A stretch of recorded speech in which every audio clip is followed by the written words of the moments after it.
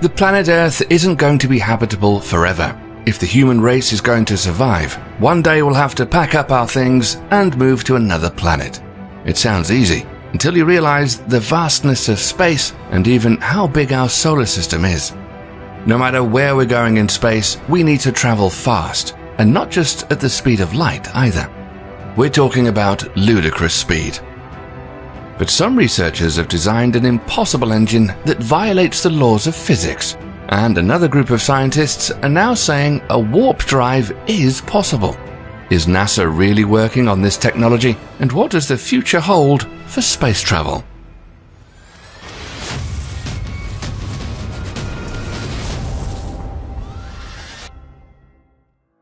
Consider this for a moment. Our closest neighbor, Alpha Centauri, is 4.367 light-years away. So even if we traveled in a ship at 100% light speed, it would still take you 4.367 years to get there. We could use rockets to get ourselves around in space, but the big problem with them is the amount of fuel we would need to carry to get anywhere. But even rockets have their limits, including how fast they can push a spacecraft.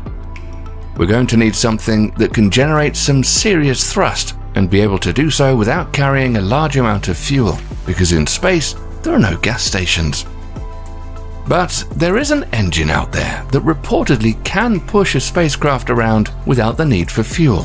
And this engine produces no exhaust either. You just plug it in, fire it up, and go. It's called the EM drive, or Impossible Engine, because it claims it can do the impossible. So how does this EM drive work? At first glance, it actually does look a bit like a rocket engine from the side. However, there are no openings in the device, and it works by bouncing around microwaves inside a closed chamber. That bouncing around of microwaves in the chamber is supposed to create a push, so to speak. This is a big deal, because all forms of rocketry require some conservation of momentum. In order to put a spacecraft in motion, you've got to push off something. For example, if you jump, your feet push off the ground. An airplane pushes off the air, and rockets use exhaust gas to push them and whatever they're carrying forward. But the EM drive doesn't push off anything. Basically, it's a container with microwaves bouncing around inside it, and it can supposedly move itself. Now you understand why this is called an impossible engine. The explanations for how this thing works goes past our current understanding of physics. Nobody really knows how it's supposed to work. It could turn out that our understanding of physics is broken, or perhaps the testing of this device will give us some brand new physics. The EM drive concept came to life in 2001, and there have been some research groups that claim they've measured a net force coming from their devices. However, what they're measuring is an incredibly small effect. So small, it couldn't move a piece of paper. So what we have after nearly 20 years is a bunch of experiments that haven't delivered something worth talking about, or any explanation of how they work. Some experts say that this drive will never work, and all projects will likely be a waste of time and money. It's possible that our understanding of physics or new physics not yet discovered could make this thing work. But there are other space engines out there that people said would never work, and they sprang to life. We're talking about the ion drive, something that was only thought possible in science fiction when this was first imagined. And when people first heard about a real ion drive, they also thought it would never produce enough power to move a small spacecraft.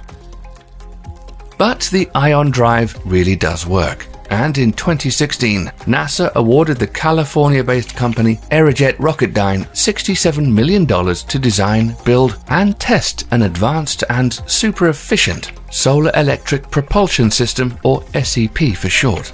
They also call this drive a Hall effect thruster that uses propellant accelerated by an electric field. The ion drive works first by converting solar power to electricity. That electricity is used to accelerate ions out of a nozzle, which in turn generates thrust.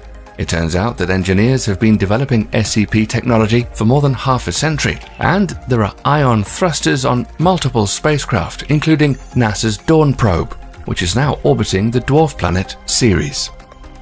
There are plans to use the SEP drive for missions to Mars, But the issue with the ion drive is that it transfers a very small amount of momentum to the spacecraft. But while ion drives are slow, they're among the most fuel-efficient of all spacecraft propulsion methods. Right now, NASA is using a high-power electric propulsion system for the Lunar Gateway, an outpost that will orbit the Moon. In April 2021, NASA fired up the Ion Thruster system, which is about 30% more powerful than previous designs. But NASA started to look at another means of getting spacecraft quickly to their destination: nuclear pulse propulsion. Around the same time that nuclear jet engines were being developed for bombers, there's been some interest in using nuclear reactors to power spacecraft. One thing is that they can survive the cold, dark regions of space without requiring any sunlight, and they're also reliable. The Zeus reactor is designed to last 10 to 12 years, and it could propel spacecraft to other planets in less time. But there are some problems with this propulsion system too. Only fuel like highly enriched uranium can withstand a nuclear reactor's extremely high temperatures, and that doesn't make them safe to use. But there is another blow to this type of propulsion system, because the US recently prohibited the use of highly enriched uranium to propel objects in space if another safe means was possible.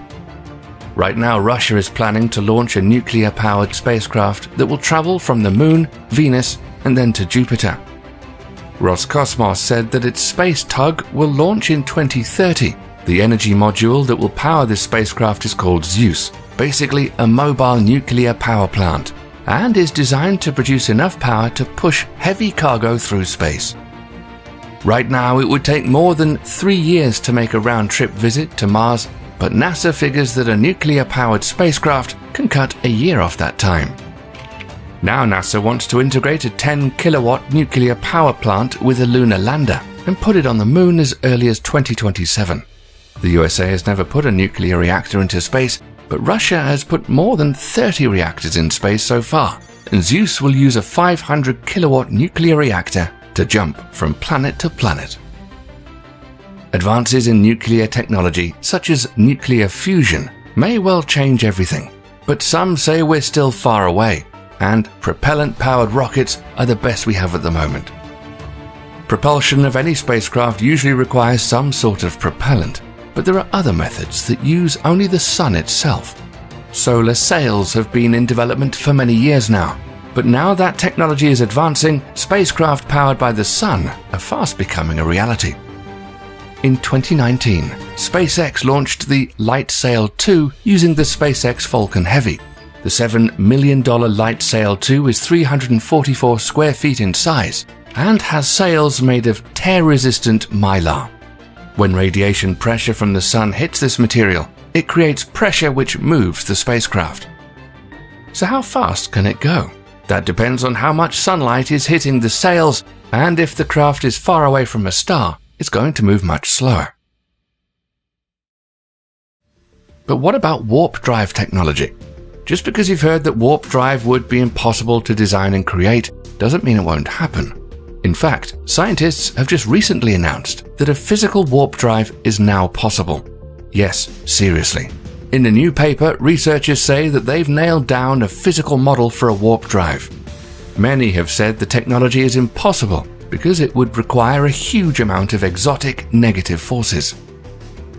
We all know the term warp drive comes from the famous science fiction series Star Trek.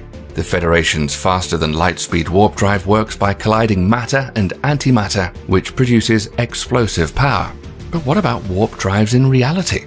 Our current understanding of the warp drive comes from the now iconic theoretical physicist named Miguel Alcubierre. This drive conforms to Einstein's theory of general relativity to achieve superluminal travel by a local expansion of space-time behind the spaceship and an opposite contraction in front of it. But the Alcubierre drive would need a ton of energy, probably more than what's available in the entire universe, in order to contract and twist space-time in front of it and create a bubble. If you were an astronaut inside that spaceship with the bubble around it, you wouldn't feel any acceleration. NASA has actually been trying to build a physical warp drive for the last decade, but hasn't made much progress yet. But this brings us to the new study. Scientists at the Advanced Propulsion Laboratory at Applied Physics unveiled the world's first model for a physical warp drive, where the existing model uses negative energy or exotic matter that doesn't exist or is impossible to generate with our current understanding of physics. This new concept uses floating bubbles of spacetime rather than floating ships in spacetime. In fact, this new physical model uses almost none of the negative energy needed in the previous model and capitalizes on the idea that spacetime bubbles can behave any way they want to. Alcubierre even endorsed this new model. However, this is just a concept for now, and the mass requirements needed are still enormous. But while a physical drive may not be a reality today, or even a century from now, with this exciting new model, warp speed travel is a lot closer than we previously thought. Do you think we'll see warp drive in our lifetime? Or do you think it'll be centuries away? Let us know what you think in the comments. Thanks for watching.